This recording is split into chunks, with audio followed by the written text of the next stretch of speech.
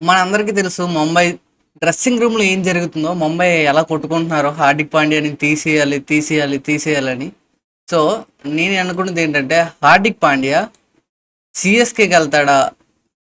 ఆర్‌సీబీకెళ్తాడా? ఎందుకంటే ఈ 2 టీములతోనే మాట్లాడాడు. ఆల్రెడీ వస్తుంది రూమర్స్ ఏంటంటే, ఒకవేళ ఆర్‌సీబీకెళ్తే ఎలా ఉంటది? సీఎస్‌కే ఏమడుగుతున్నారంటే, శివం దుబేనే ఇచ్చేయాలంట, ఆయుష్ మాత్రేని ఇచ్చేయాలంట. శివం దుబేని ఇచ్చేస్తారు ఎందుకంటే బౌలింగ్ కూడా ఏం లేదు, బ్యాటింగ్ కూడా దెబ్బేస్తాడు ఈ సీజన్ కాబట్టి. కానీ ఆయుష్ మాత్రే ఆయన ఒకే ఒక్క బ్యాట్స్మెన్ డ్యూటీ చేస్తున్నాడు, ఆయన పని ఆయన చేస్తున్నాడు. సో ఇవ్వరు. ఆయుష్ మాత్రే మినిమం 10 years ఆడతాడు ఖచ్చితంగా, సిఎస్కేకి 10 years ఖచ్చితంగా ఆడతాడు. సో ఇవ్వరు.